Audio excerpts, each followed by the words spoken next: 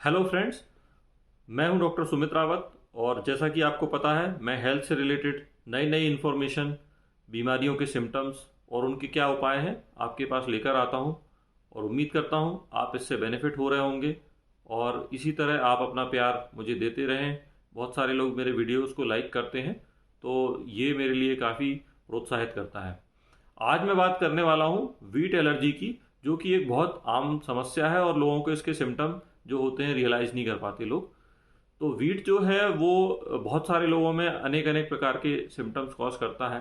सबसे common symptom की अगर अपन बात करें तो वो है, बहुत सारे लोगों को पेट की प्रॉब्लम होती है कि जैसे वो वीट की चीज़ें खाते हैं, जैसे कोई भी मैदे का प्रोडक्ट हो या गेहूं से बनी हुई रोटी हो, इसको अगर वो खाते हैं तो उनको बहुत सारी प्रॉब्लम्स होती है। सबसे मुख्यतः जो प्रॉब्लम सामने आती है वो है कि लोगों को पेट में गैस बनने लगती है, कुछ लोगों को एसिडिटी होने लगती है, कई लोगों को बीच बीच में डायरिया होने लगता है, अचानक से लूज मोशन होने लगते हैं, कुछ लोग होते हैं उनको कॉन्स्टिपेशन हो जाता है।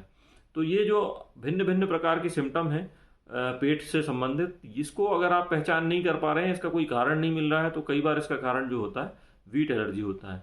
इसके बाद आपको अक्सर अगर थकावट रहती है, स्पेशली अगर खाना खाने के 2-4 घंटे बाद अगर आपको थकावट होती है, तो इसका कारण भी वीट एलर्जी हो सकती है। इसके बाद अपन बात करते हैं, अगर आपको स्किन प्रॉब्लम्स रहती है, अगर आपको बार बार मुहासे निकल रहे हैं, अगर आपके स्किन में खुजली हो रही है बार बार, अगर छोटे छोटे दाने आ रहे हैं, या आपके बाल जो हैं वो किसी जगह पे अचानक से बाल जो हैं जा रहे हैं और एक पैच बन गया है, एक चकत्ता टाइप का बन गया है, जहाँ से जो एक कॉइन टाइप का बन गया है जहाँ से बाल गायब हो गए हैं, तो इसको एलोपेशिया एरियाटा कहते हैं।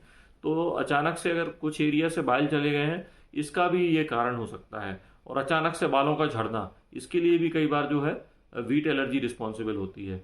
इसके बाद कई बार जो है मेंटल सिम्टम्स, लोगों को कई बार बार बार इरिटेबिलिटी या अत्यधिक चिंता का होना, कई लोगों को चिंता सता रही है, या बीच बीच में डिप्रेशन महसूस करना। अगर आप बार बार दिन में खाना खा रहे हैं, आपकी बार बार खाना खाने की इच्छा होती है, 4-5 बार खाने के बाद भी आपको ऐसा लगता है कि रात को सोने से पहले फिर एक बार आपको कुछ खा लेना चाहिए, तो ये भी जो है वीट डिपेंडेंस के और वीट एलर्जी के सिम्टम में से एक है। और ऐसे लोग भी जो होते हैं वो डिप्रेशन का शिकार होने के लिए प्रोन होते हैं, उनको डिप्रेशन के चांसेस हो सकते हैं। इसके बाद एक और जो कॉमन प्रॉब्लम सामने आती है, वेट गेन की तो मैंने बात की ही है, वजन का बढ़ना। दूसरा, ये लोग जो बार बार थोड़ा थोड़ा करके खाते हैं, इन लोगों में कई बार देखने को आता है वेट लॉस। तो वेट लॉस या वजन के घटने के लिए लोग कई बार परेशान होते हैं, उसका कारण भी कई बार वीट एलर्जी होती है। ऐसे लोगों को कई बार बीच बीच में उल्टी आ जाती है या बीच बीच में डायरिया होने लगता है, जिस वजह से लोगों को वेट लॉस होता है। तो वेट लॉस भी वीट एलर्जी की वजह से हो सकता है। इसके बाद अपन बात करेंगे खून की कमी, यानी कि जो लेडीज होती हैं या जो यंग गर्ल्स होती हैं, इनमें क्या देखने को आता है कि खून की कमी होने लगती है। इससे क्या होता है, आयरन का एब्जॉर्प्शन सही नहीं हो पाता है। तो वीट एलर्जी अगर होती है तो ग्लूटेन एलर्जी के कारण क्या होता है, एक ग्लूटेन करके कंपाउंड होता है वीट में, जिससे कि आयरन का एब्जॉर्प्शन प्रॉपर नहीं हो पाता, तो आयरन शरीर में नहीं पहुंचता, जिससे खून की कमी होने लगती है।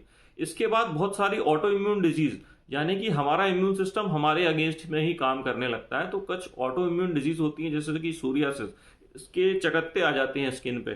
सोरियासिस बहुत कॉमन नेम है, आपने अक्सर देखा होगा पेशेंट में कि एक लाल लाल निशान टाइप के आने लगते हैं और चमड़ी मोटी होने लगती है, तो सोरियासिस। उसके अलावा सिस्टेमिक ल्यूपस इरिथोमेटोसिस, जिसको अपन एसएलई बोलते हैं, जिसमें जॉइंट्स में भी काफ़ी पेन होने लगता है। तो इस तरह की बीमारियां भी सामने आने लगती है। रूमेटॉइड अर्थराइटिस भी कई पेशेंट्स को हो सकता है, जिसमें वीट का रोल बताया गया है। ऐसे जॉइंट प्रॉब्लम्स भी अक्सर होती है लोगों को। अब इससे बचाव के लिए क्या कर सकते हैं और आपके लिए ऑल्टरनेट्स क्या रहेंगे अगर आपको वीट एलर्जी है तो? सबसे पहले आप वीट एलर्जी की पहचान कर लें। दूसरा, कई लोगों को ग्लूटेन एलर्जी रहती है, तो उससे अगर एनीमिया हो रहा है या कोई प्रॉब्लम हो रहा है, तो एक टेस्ट होता है एंटी टीटीजी आईजीए, जो एंटीबॉडी का टेस्ट हमारी बॉडी में खून के द्वारा पता लगाया जा सकता है। तो एंटी टीटीजी आईजीए का लेवल आप करा सकते हैं, तो ये कंफर्म हो जाता है 100% वीट एलर्जी है। दूसरा, कि अगर ये एंटी टीटीजी नॉर्मल आ रहा है, उसके बाद भी आप क्या कर सकते हैं, कुछ दिनों के लिए वीट अवॉइड करके देख सकते हैं, तो हो सकता है उससे भी आपको लाभ मिल जाए। तो वीट अवॉइड करने के लिए आप क्या कर सकते हैं, आप जो कॉमन चीजें हैं, ब्राउन राइस ले सकते हैं। दूसरा, आप बाजरा, रागी, ज्वार, इन सब चीजों का सेवन कर सकते हैं। उसके अलावा कुट्टू का आटा मिलता है, तो आप कुट्टू का सेवन कर सकते हैं, जो छोटा वाला वीट होता है। आप इसके अलावा बेसन की डिशेस का उपयोग कर सकते हैं और इसके अलावा ओट्स का उपयोग कर सकते हैं। जो आपको उपयोग नहीं करना है उसमें पहली चीज है वीट। काला वीट या भूरा वाला वीट, इससे फर्क नहीं पड़ता, वीट से आपको बच के रहना है। दूसरा, बार्ली से आपको बच के रहना है। जो बॉर्नवीटा वगैरह होता है इनमें भी बार्ली होता है, तो इससे भी बच के रहना है। और तीसरी चीज, आपको राई से बच के रहना है। जो राय वाले कई सारे जो मार्केट में प्रोडक्ट्स मिलते हैं उससे बच के रहना है, और फास्ट फूड जिनमें वीट होता है उससे बच के रहना है। तो ये इससे बचने के उपाय हैं। इसके अलावा और दूसरी कौन कौन सी बीमारियां होती हैं ये मैं अपने नेक्स्ट वीडियो में कवर करूंगा।